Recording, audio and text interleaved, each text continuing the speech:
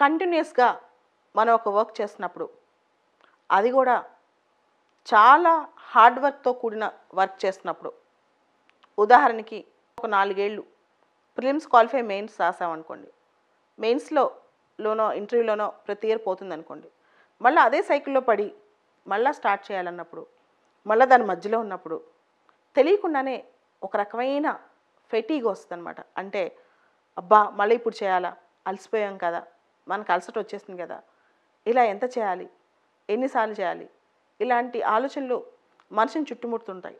ఇదే టైంలో last year success అయిన వాళ్ళు, అంతకుముందు ఇయర్ సక్సెస్ అయిన వాళ్ళు మనకు గుర్తొస్తూ ఉంటారనమాట.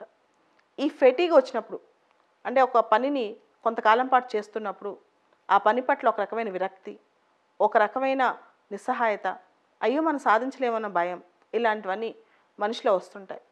ఆ వచ్చినప్పుడు ఏం చేయాలి? అది ఎవరికీ వస్తుంది, ప్రతి ఒక్కరికి వస్తుంది, ఒకరికే కాదు. టైం తీసుకున్నప్పుడు ఒక పని చేసేటప్పుడు ప్రతి ఒక్కరికి ఇది కామన్గా ఎదురయ్యే ప్రాబ్లమే. అలా ప్రాబ్లం ఎదురైనప్పుడల్లా మనం చేయాల్సిన పని ఏంటంటే రీఇన్వెంట్ అవర్ సెల్ఫ్.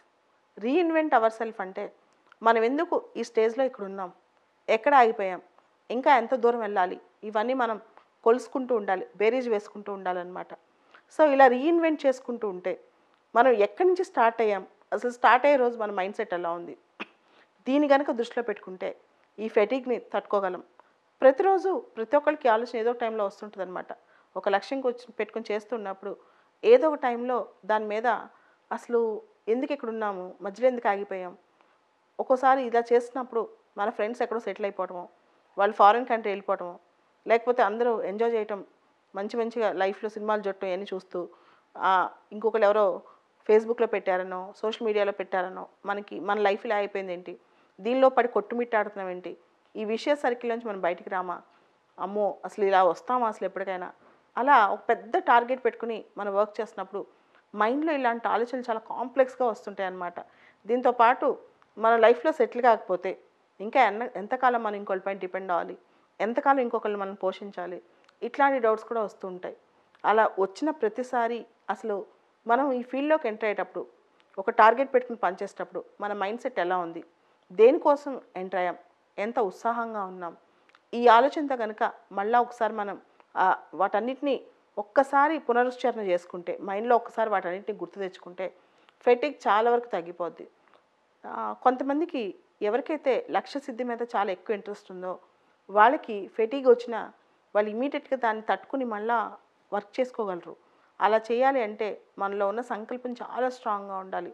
అది ఎంత స్ట్రాంగ్గా ఉండాలంటే ఈ మధ్య ఒక సినిమా చూసాను నేను, శ్యామ్ సింగ్ రాయ్. ఆ సినిమాలో లాస్ట్లో ఎట్ ద ఎండ్ హీరోయిన్ దగ్గరికి హీరో వెళ్ళినప్పుడు ఒక డైలాగ్ వస్తుందన్నమాట.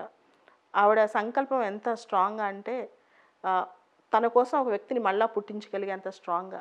ఒక మనిషికి నిజంగా సినిమాల్లో అతిశయక్తి ఉంటుందేమో కానీ ఒక మనిషికి నిజంగా అంత గొప్ప సంకల్పం ఉంటుందన్నమాట. ఒక మనిషి సంకల్పం ఎంత స్ట్రాంగ్ ఉంటే మన ఫోకస్ ఎంత స్ట్రాంగ్ ఉండాలంటే మనం అనుకుంటే ప్రపంచంలో ఏదైనా జరిగిపోవాలి. అంత స్ట్రాంగ్గా మనిషి ఉన్నప్పుడు ఇంకా ఫెటిగ్కి, మెంటల్ ఇంబ్యాలెన్స్కి, లేకపోతే కాంప్లెక్సిటీస్కి, భయాలకి చోటు అనేది ఉండదు. సో అంత స్ట్రాంగ్గా మనిషి తయారవ్వాలి, అంత స్ట్రాంగ్గా మనిషి బలపడాలన్నమాట.